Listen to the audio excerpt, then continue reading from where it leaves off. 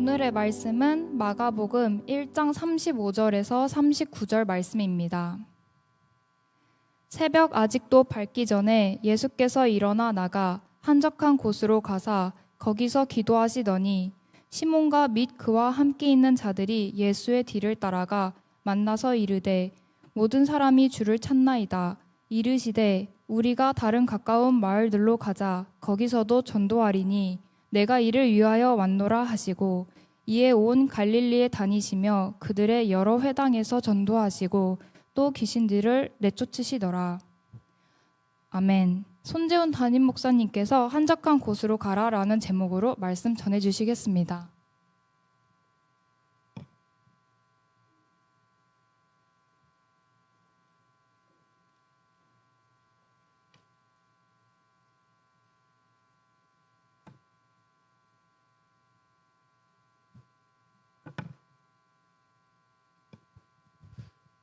반갑습니다. 여러분들 보니까 아주 좋네요. 왜 예수님께서는 한적한 곳으로 가셨을까? 새벽 미명 이렇게 표현되고 있는데 이 시각이 오늘 우리 시간으로 보면 새벽 3시에서 4시경 이렇게 보면 될 겁니다. 아직 어두울 때 해가 뜨기 전에 예수님이 한적한 곳에서 어떤 의도를 갖고 일어나서 한적한 곳으로 가셨습니다. 목사님이잖아요. 새벽 4시에 일어나거든요. 10분만 더 자고 싶을 때가 참 많아요. 10분만 이럴 때가 있습니다. 가끔은 핸드폰이 울리지 않아요. 작동 잘못돼서. 그래서 요 근래 한 번 빠진 적이 있어요. 눈을 떴더니 4시 45분, 50분경인 거예요. 도저히 어떻게 할 수 없는 상황이 돼서 부목사님들한테 전화를 드렸습니다. 그래서 우리 부목사님들은 그런 일은 없는데 그와 같은 일들이 일어나는 경우들이 종종 있어서 충분히 있을 수 있기 때문에 설교 한 편씩은 늘 준비를 해놓으라고 그렇게 제가 명령을 내렸습니다. 아마 박하중 목사님도 설교 한 편은 준비가 되어 있을 겁니다. 왜냐하면 이런 경우를 생각해서 왜 그런가 하면 너무 피곤해서 그런 경우가 있어요. 마음은 정말 나와서 함께 하고 싶은데 너무 피곤한 경우는 때로는 힘들 때도 있습니다. 어제 같은 경우는 저녁 8시부터 잤어요. 금요 성령 집회하고 그 다음 날 발인 예배가 있었습니다. 그래서 5시에 일어나서 금요 성령 집회를 하고 그 다음 날 새벽은 무척 힘들거든요. 또 월요일 날도 무척 힘들어요. 그래서 월요일 날은 도저히 새벽을 할 수가 없어서 왜? 피곤해서. 그래서 어제 같은 경우도 금요 성령 집회하고 발인 예배 5시경에 일어나서 준비하고 발인하고 그러고 이제 우리 청년들 설교 준비하느냐고. 설교 준비 원래는 없던 건데 원래 리듬상 없잖아요. 박하중 목사님이 하셔야 되잖아요. 그런데 우리 청년들 설교가 담당이 되기 때문에 또 말씀을 준비를 해야 되니까 말씀을 준비하느냐고 또 주일 준비하느냐고 에너지를 다 쏟아서 그런지 어제 밤에 가서는 꼼짝을 못 하겠더라고요. 꼼짝을 못 하겠더라고요. 그래서 8시부터 잤는데 아침에 너무 좋은 거예요. 잠을 푹 자니까. 그럴 때가 있어요. 그러나 충분히 이해가 되는 거죠. 마가복음 1장 말씀을 보면 예수님께서 세례 요한에게 세례를 받으신 다음에 광야로 가셔서 사탄에게 시험을 받습니다. 테스트하는 거예요. 사탄이 시험합니다. 시험하신 다음 시험을 받으신 이후에 예수님께서 하신 일이 뭐냐면 제자들을 부르시는 일입니다. 갈릴리 바다 해변을 거니시면서 시몬과 안드레, 세베대의 아들 야고보와 요한을 제자로 부르셔요. 그런 다음에 회당에 가셔서 가르치셨어요. 말씀을 가르치는 사역을 감당합니다. 그리고선 더러운 귀신을 쫓아냅니다. 영적 싸움이 벌어지는 거지요. 더러운 귀신 들린 사람, 그 더러운 귀신을 쫓아내는 사역은 쉽지 않은 사역입니다. 회당에서 말씀을 가르치는 것도 온 에너지를 쏟아 부어야만 가능한 거고요. 그런 다음에 나오는 사건이 뭐냐면 시몬의 장로가 열병으로 누워있는 것을 보시고 시몬의 장로의 병을 시몬의 장모의 병을 고쳐주셔요. 병을 치유하는 치유를 하시는 거죠. 그러니까 회당에 가셔서 가르치시고 더러운 귀신을 쫓아내시고 그리고 복음을 온 동네에 다니며 복음을 전하시고 병든 자를 고치는 사역을 하셨습니다. 이게 마가복음 1장에 나오는 예수님의 사역이었습니다. 결코 쉽지 않습니다. 귀신 들린 사람을 한번 만난 적이 있어요. 그렇게 흔한 건 아니지만 그 귀신이 들린 사람 막 씨름하는 막 기도하고 하는 그런 때가 있었거든요. 이 보통 에너지가 많이 되는 게 아니에요. 탈진되어질 정도 하는 겁니다. 이 시간에 제가 사실은 로마로 떠나는 여행 그 주일 오후 여러분 예배 드리는 시간에 장년들은 성경 공부를 합니다. 1시간 반씩 성경 공부를 해요. 하고 나면 진이 다 빠져요. 땀이 흠뻑 납니다. 그와 같은 사역을 예수님께서 계속 반복하셨습니다. 무척 힘들고 어려운 사역이었던 것임에 틀림이 없습니다. 예수님께서 행하신 일들을 세 가지로 마가복음 말씀을 보면 요약해서 말씀하고 있는데 회당에 가서 가르치시고 천국 복음을 전파하시고 모든 약한 것과 병든 것을 고치시는 사역을 감당하셨습니다. 더러운 귀신을 쫓아냅니다. 온갖 병든 자를 고쳐주십니다. 말씀을 가르치기를 시작합니다. 수를 셀 수 없는 수많은 사람들 앞에서 설교를 합니다. 그와 같은 사역을 바로 그 예수님께서 하신 세 가지 사역이라고 이야기할 수 있는데 이건 만만치 않아요. 예수님께서 보면 오늘 본문 말씀을 보더라도 각 동네로 다니시면서 복음을 전하셨다라고 이야기하고 있는 걸 볼 수 있습니다. 예수님의 본을 받아서 사도 바울 같은 경우는 밤낮 쉼 없이 천막 깁는 일들을 하면서 복음을 전합니다. 밤잠이 부족했다라고 이야기합니다. 이런 사도 바울의 사역은 예수님의 본을 따른 거였습니다. 이렇게 눈꽃 새 없이 힘들고 어려운 많은 사역, 모든 에너지를 쏟아 부어야만 되는 그 사역을 감당했음에도 불구하고 새벽 아직 어두울 때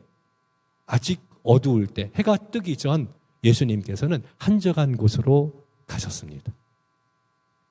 힐법도 하신데 좀 쉬셔야 되는데 의도를 가지고 새벽 한적한 곳으로 가셨고 한적한 곳을 찾으신 것은 비단 오늘 본문 말씀에만 나오는 것이 아니라 예수님의 생애를 보면 항상 그런 부분들이 나타나는 것도 볼 수가 있습니다. 그리고 제자들에게도 야 한적한 곳으로 가라. 한적한 곳으로 가라고 거듭거듭 말씀하셨던 것을 볼 수 있습니다. 예수님이 한적한 곳으로 가셨고 또 제자들에게도 한적한 곳으로 가라고 말씀하시고 있는 걸 볼 수 있습니다. 왜 한적한 곳으로 가라고 하셨을까요? 바쁘고 피곤하고 힘들고 그럼에도 불구하고 왜 한적한 곳을 찾으셨고 제자들에게 한적한 곳으로 가라고 말씀하셨을까? 한적한 곳에 간다라는 것은 뭘 의미합니까? 방해받는 것 하나도 없이 하나님 앞에 서는 거예요. 하나님 앞에 서는 시간. 여러분들은 어떻습니까? 신앙생활 하면서 아무것도 방해받지 않고 그냥 하나님 앞에 서는 시간이 언제입니까? 군더더기 다 떼놓고 세상 연령 금심이라든지 친구라든지 여러 가지 것들 핸드폰까지 다 내려놓고 하나님 앞에 딱 홀로 서 있는 그런 시간들을 갖고 계십니까? 왜 예수님께서 한적한 곳으로 가셨을까? 누구에게도 방해받지 않는 정말 조용한 시간. 왜 한적한 곳으로 가셨을까? 이게 하나님의 마음이기 때문에 그렇습니다. 하나님은 우리와 함께 하기를 원하십니다. 군더더기 다 떼놓고 한 사람, 너와 나 만나기를 원하신다라는 거지요. 주님의 마음인 겁니다. 아마 에덴 동산을 창조하신 하나님께서는 아담과 하와와 그런 시간 갖기를 원했을 겁니다. 친밀감. 요한 1서 말씀을 새벽 예배 때 강해를 한 적이 있거든요. 얼마 안 됐습니다만 그 강해 속에서 목사님이 느낀 건 뭐냐면 하나님께서 사귐 갖기를 원하는구나. 우리와 함께 하기를 원하는구나. 함께 하시는 하나님은 우리의 음성을 듣기를 원하고 그 마음 받기를 원하고 아니 이런 것 저런 것 그냥 하나님 앞에 서는 것들을 원하신다라는 겁니다. 예수님이 12제자를 부르실 때 사명을 주시잖아요. 사명 주시기 전에 먼저인 것이 뭔지 아십니까? 사명보다 먼저인 것, 함께 있기를 원하셔서 제자들을 택하셔서 부르신 거예요. 1차적인 함께 있는 겁니다. 어쩌면 이 예배 시간은 주님 앞에서는 한적한 시간이다라고 이야기할 수 있습니다. 한적한 곳이다라고 이야기할 수 있습니다. 예배를 드리지만 하나님 앞에서 우리 찬양을 올려드리잖아요. 기도할 때 하나님 앞에 우리의 마음을 토해놓잖아요. 그렇게 한적한 곳에서 주님과 함께 한다라는 것, 이것은 어쩌면 그리스도를 믿는 이들이 마땅히 해도 왜 그것을 주님께서 원하시기 때문에 그렇게 한적한 곳을 가가지고 뭔가 얻는다 이건 차제의 문제고 그냥 자체로 주님과 함께하는 그런 시간들, 사귀는 시간들, 그리스도 예수와 하나님 그분과 함께 만남을 갖는 그런 시간들, 주님은 그것을 원하시는 거예요. 사랑의 교회 목사님이 존경하는 옥한우 목사님이 계세요. 그분이 계실 때 새가족 훈련 교재 그 세미나를 한번 듣고 교재를 사서 한번 봤는데 탕자 이야기 하시죠? 뭐 잊혀지지 않는 글이 그곳에 그 새가족 성경 공부 가운데 있어요. 예화 하나가 있는데 나머지 탕자 이야기라는 제목으로 나와요. 탕자가 누군지 아시죠? 둘째 아들이 아버지 품 떠났다가 아버지 품으로 돌아와요. 아버지가 그냥 받아주잖아요. 아버지의 아들이라 감당하지 못하겠다. 아버지의 아들이라 일컬음 받기를 감당하지 못하겠다. 왜? 지은 죄가 너무 많아서, 자기가 한 짓이 너무 악해서 스스로가 생각할 때 아버지의 아들이라 일컬음 받기를 감당하지 못하겠다라고 이야기합니다. 다만 종이 한 사람으로 써달라고 그 아들이 아버지께 왔을 때 아버지는 제일 좋은 옷을 입혀요. 손에 가락지를 끼워줘요. 반에 신을 신겨줘요. 그리고 송아지, 살찐 송아지를 잡아 잔치를 벌입니다. 그리고 함께 하자고, 죽었던 네 아들이 살아왔다고, 너는 내 아들이라고, 너는 내 딸이라고. 지은 죄가 많지만 돌아오니까 모든 허물 덮어주고 받아주십니다. 이 둘째 아들이 너무 고맙고 감사한 거예요. 어떻게 하면 아버지를 기쁘게 해드릴까? 이 아버지의 사랑을 어떻게 보답할까? 그런 마음으로 다시 집을 나갑니다. 첫 번째 나갈 때는 아버지 유산 빼앗듯 그렇게 해서 나가서 허랑방탕했다면, 두 번째 집을 나갈 때는요, 아버지에게 좋은 선물 좀 해주려고, 아버지 은혜 보답하기 위해서 집을 나가요. 아버지 보고 싶어도, 아버지께 가고 싶어도 내가 성공해서 아버지께 좋은 선물, 아버지 기쁘게 해드려야 되겠다, 그 마음 가지고 나가서 열심히 살았어요. 그러기를 5년. 마침내 성공합니다. 아버지께서 원하는 선물을 사들고 아버지 집으로 갑니다. 근데 불행하게도 아버지가 한 달 전에 병으로 돌아가셨어요. 얼마나 슬픈지 모릅니다. 아버지를 위해서, 아버지 은혜를 감사해서 아버지께 보답하려고, 효도하려고 최선을 다해서 돈을 모아가지고 선물을 사서 갔는데 그 아버지가 돌아가셨으니까 너무 슬프고 마음이 아팠습니다. 그런데 이 아들에게 더 큰 슬픔과 아픔을 주었던 것은 아버지의 유서였어요. 그 글에 나오는 얘기입니다. 아들아, 네가 성공해서 아빠를 위해서 뭔가 보답하려고 하는데 나 그거 필요 없다. 나한테 필요한 건 너야. 나는 너와 함께 있고 싶은 거야. 아버지의 유서가 이 탕자의 마음을 무척 더 힘들고 어렵게 만들었습니다. 하나님께서 이런저런 것들을 우리에게 맡겨주시고 사명 감당하라고 하긴 하지만, 정말 하나님께서 원하시는 게 뭔지 아세요? 여러분과 함께 있는 거예요. 우린 그걸 동행이라고 얘기하죠. 동행. 하나님을 느낀, 하나님과 하나님을 생각하는 시간,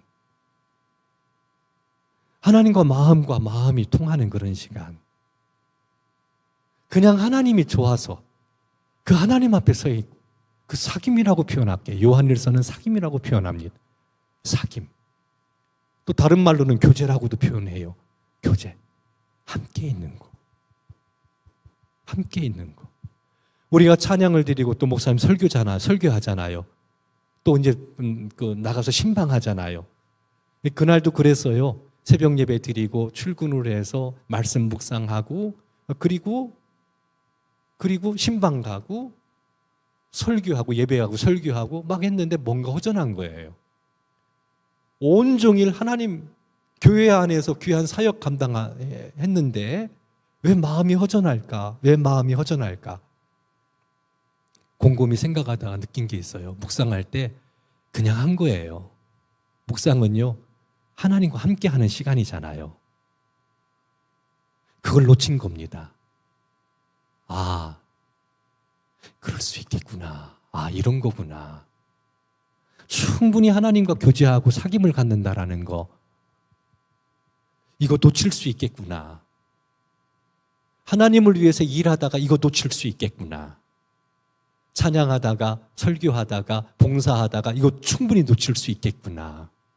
아마 이것은 비단 저만 느끼는 것은 아니라고 생각을 합니다. 하나님과 함께 있는 시간이 채워지는 시간이에요.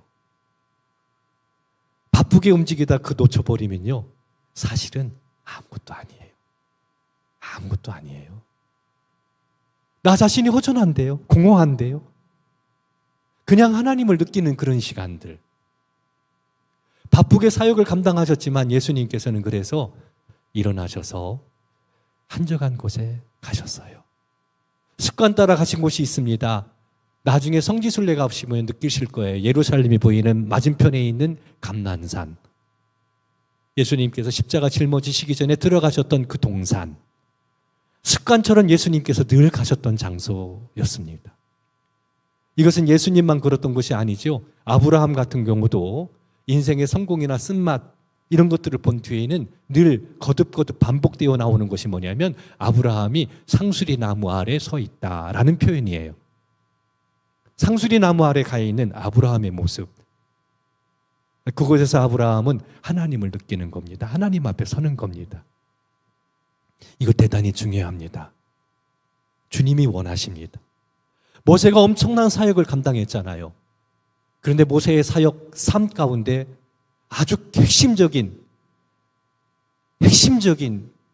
이야기 한 토막이 있는데 그건 잊을 수가 없어요. 뭐냐면 회막을 만들어 놓고요. 진 밖에다가 회막을 맡겨 놓고 늘 그 회막 앞에 나갑니다. 그때 모든 이스라엘 백성들이 회막으로 나가는 모세를 바라봅니다. 회막으로 들어갈 때 구름 기둥이 그 회막 위에 가득 채워지는 그런 기록이 모세오경에 나와요. 그걸 다 바라보는 겁니다. 이스라엘 백성들이. 회막으로 나간다라는 것, 하나님 앞에 나가는 겁니다. 거기 회막 밖에 누가 있었는 줄 알아요? 여호수아가 지키고 있어요. 여호수아가 지키고 있어요. 하나님과 함께하는 시간.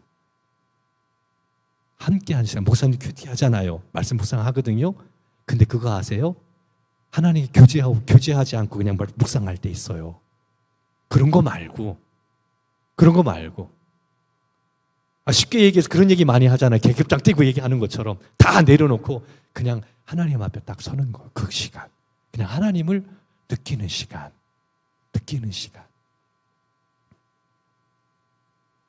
어때요? 하나님과 친밀함을 갖는 가까이 하는 그런 시간들이 있습니까? 그거 회복하셔야 돼요. 주님께서는 우리와 사귐을 갖기를 원하셔요. 그리고 그 시간이 저절로 열매를 맺게 하는 놀라운 시간이라는 것. 포도나무 가지가요, 포도나무에 붙어 있으면 저절로 열매를 맺어요. 저는 그걸 친밀감이라고 생각합니다. 여호와와 친밀함을 갖는 것이 우리의 힘이라고 이야기합니다. 성경은 그렇게 얘기합니다. 주님과 함께 한다라는 것은 대단한 은혜가 아닐 수 없습니다. 오늘 본문 말씀을 보면 한적한 곳에 가셔서 기도하셨다라고 이야기하고 있어요. 이런 의문을 갖게 되는 거죠. 생각을 한번 해보게 되는 거죠. 그렇게 하나님 앞에서 하나님을 느끼는 그런 시간에 예수님께서는 뭘 기도하셨을까? 예수님은 하나님의 아들이잖아요. 능력자잖아요. 기도한다라는 것은 뭔가 요청하는 거잖아요. 예수님은 기도하셨어요. 그리고 기도하라고 말씀하셨어요. 기도를 가르쳐 주셨어요. 기도는 하나님 앞에 요청하는 겁니다. 이렇게 표현할게 청원하는 겁니다. 아버지께 청원하는 겁니다. 하늘에 계신 우리 아버지요. 예수님이 가르쳐준 기도의 일성입니다. 하늘에 계신 아버지께 요구하는 것, 청원하는 것이 기도예요. 능력 많으신 예수님께서 과연 이 한적한 곳에 가셔서 주님을 느끼면서 사귀면서 뭘 기도하셨을까? 뭘 기도하셨을까? 특별히 복음서 말씀을 보면 아주 중요한 사건, 중요한 일들을 하시기 전에 꼭 기도하셨다라는 내용이 나옵니다. 십자가를 짊어지시기 전 겟세마네 동산에 들어가셔서 예수님은 정말 피 터지게 기도하셨어요. 땀방울이 핏방울이 될 정도로 사람이요 아주 극심한 스트레스를 받으면 모세혈관이 터져가지고 땀샘에서 피가 흘러나옵니다. 피가 흘러나옵니다.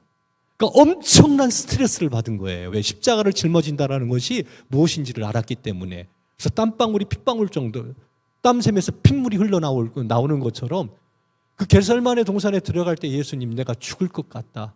내가 미칠 것 같다. 이렇게 표현되어 있어요. 내가 죽을 것 같다. 십자가.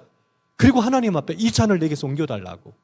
이것 말고 인류를 구원할 수 있는 길이 있다면 십자가 짊어지는 메시아 사역이거든요.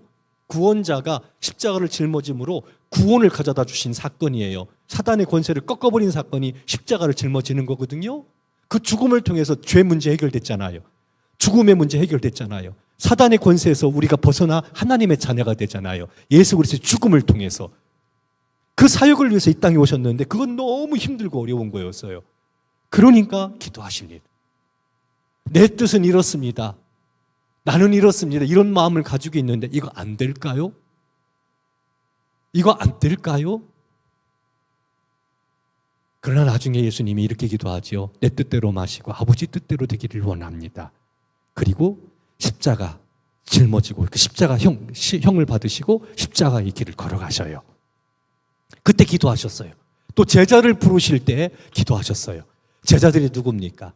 예수님이 떠난 다음 세상에 복음을 전해야 될 핵심 멤버예요. 그들을 세울 때 예수님 기도하셨어요. 굶주린 백성들, 굶주린 사람들을 보고 치근히 여기셔서 오병이어 물고기 5마리와 보리떡 2개로 물고기 2마리와 보리떡 5개, 물고기 2마리와 보리떡 5개로 5,000명을 모시기 전에 먼저 하나님 앞에 기도하는 장면이 나옵니다. 하나님의 능력과 은혜로 기도하시죠. 죽은 나사로를 살릴 때 먼저 예수님이 하나님께 기도하죠. 죽은 나사로를 살릴 때. 아주 특별한 일을 할 때 예수님께서 기도하셨던 걸 볼 수 있습니다. 한번 보세요. 가르칠 때 이 자리에 졸고 있는 친구가 있거든요. 이거 인력으로 못합니다. 졸 땐 자야 돼요. 근데 어떤 이들은요, 은혜를 받아요. 무슨 차이일까? 똑같은 설교, 같은 시간에 하는데 누구는 졸고 누구는 은혜를 받아. 성령의 역사예요. 그러면 설교자는 먼저 뭘 위해 기도해야 되느냐? 말씀 전할 때 성령님 함께 해달라고. 성령님은 말씀을 깨닫게 하시거든요. 결단케 하시거든요. 은혜 되게 하시거든요. 할렐루야. 이런 거 많이 안 하는데 한번 해봐도 괜찮아요. 할렐루야. 그래서 찬양할 때, 기도할 때 먼저 간절히 기도합니다. 하나님, 예배 때 하나님의 은혜가 함께 하기를 원해요. 예배원들과 예배에 오기 전에 한 5분 정도 상담실에서 기도합니다. 똑같은 기도를 늘 합니다. 하나님, 예배할 때 하나님 치유하시고 회복시켜 주세요. 이건 주님만이 하실 수 있잖아요. 전 사람이잖아요. 하나님 말씀 전할 때 주님께서 함께 하시면 여기 치유가 일어나요. 회복이 일어나요. 구원의 역사가 일어나요. 그러니까 말씀을 가르치기 전 이 귀한 사역 감당할 때 성령님께서 함께 하셔야만 되니까.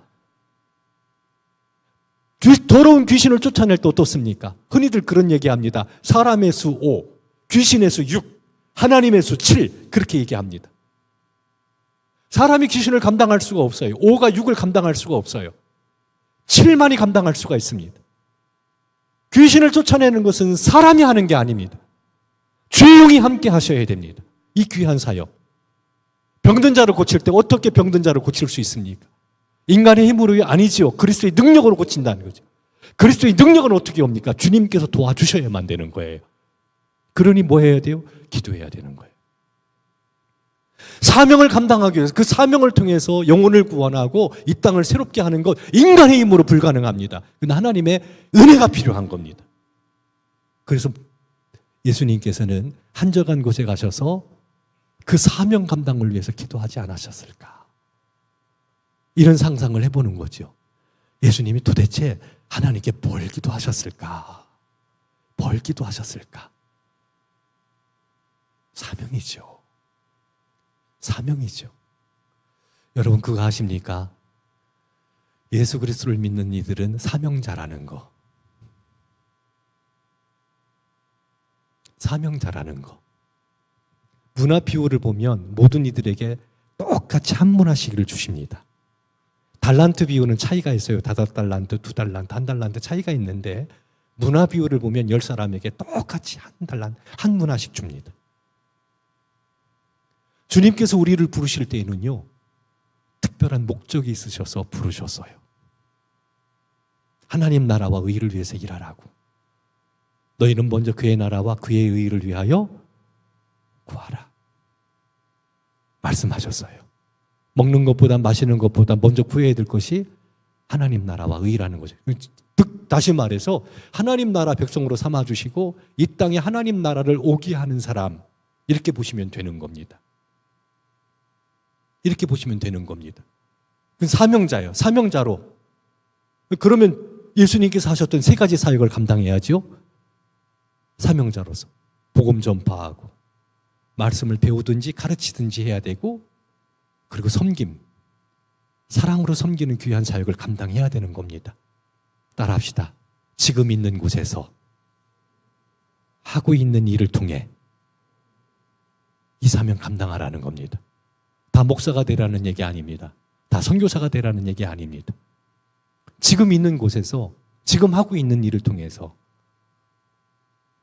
복음을 전하고 사랑으로 섬기고, 이 2가지 무게, 요한계시록에 나오는 사단의 권세를 깨트리고 하나님 나라를 오게 하는 2가지 무기가 있는데, 하나는 복음 전파하는 거고 하나는 사랑으로 섬기는 겁니다. 지금 있는 곳에서 하고 있는 일을 통해 말씀을 전하고 예수 믿으라고 복음 전하고 그 하는 일을 통해서 섬김의 사역을 감당하는 겁니다. 사랑으로 섬기는 겁니다. 시간 관계상 구체적으로 말씀은 드리진 않겠습니다. 지금 있는 곳에서 하는 일을 통해서 사명자로 부름을 받았다라는 것. 영혼이 구원되고 사람이 새롭게 되어지고 치유가 일어나는 거 우리 힘으로 안 된다고요. 5, 6, 7 숫자를 생각해 보면 쉽게 알 수 있어요.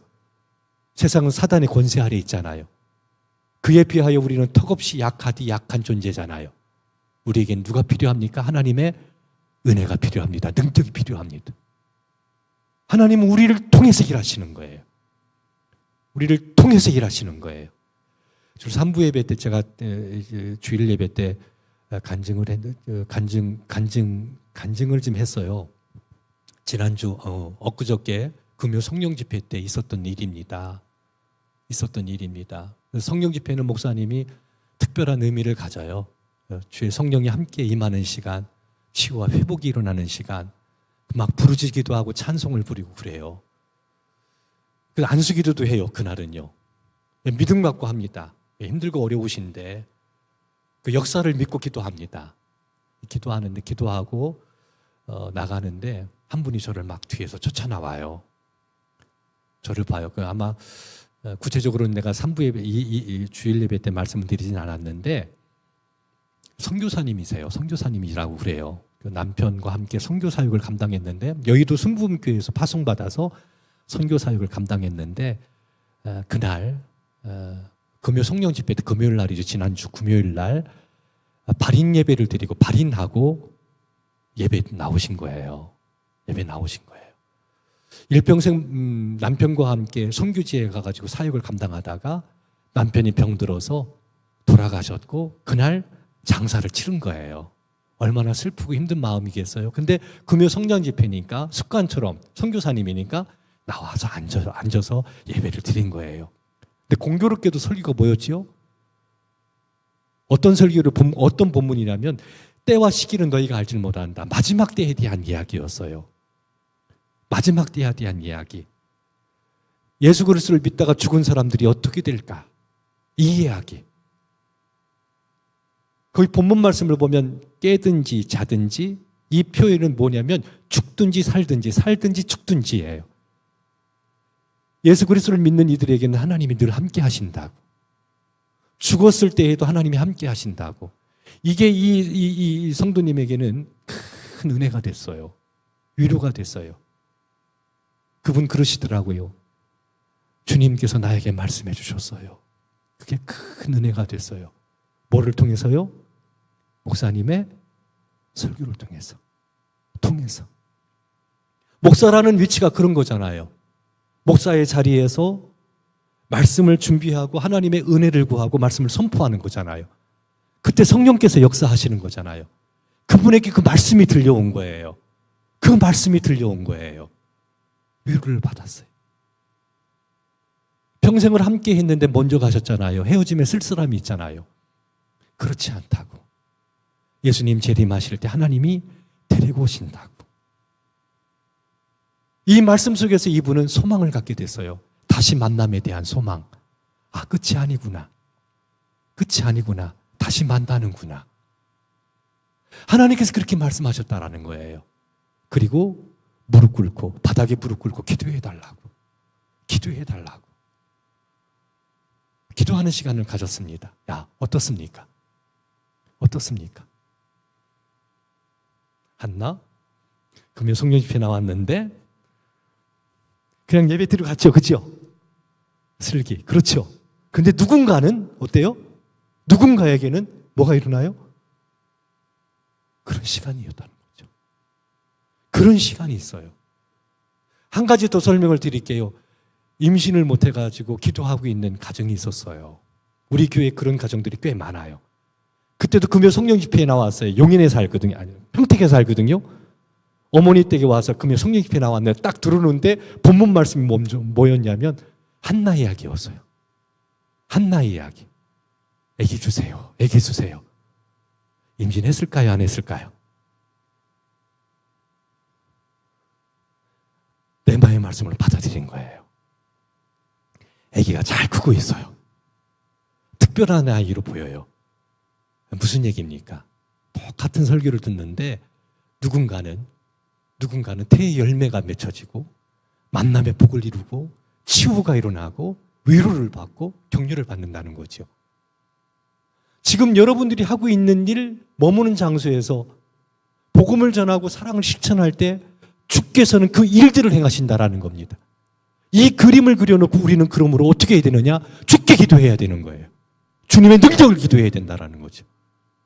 주님의 능력으로 가능하니까. 우린 도구니까. 내가 고친 게 아니잖아요. 내가 위로한 게 아니잖아요. 정직하게 하나님의 말씀 앞에 섰고 그 은혜를 구했고 사실 고민이 많았어요. 이번 주 주일날 설교 본문이요. 지난주에 했던 본문하고 똑같았어요. 그랬더니 우리 성도님 한 분이 목사님 지난주에 했던 본문하고 똑같아요. 예, 알아요. 사실은 이 본문만 똑같은 게 아니라 금요 성령 집회 본문도 지난주 거하고 이번 주 거하고 똑같았어요.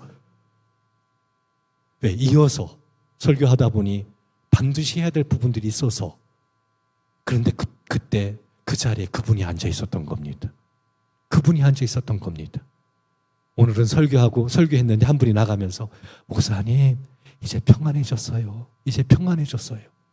무척 힘든 시간들을 보내고 온 성도님이 계신데 나가면서 이제 평안해졌다고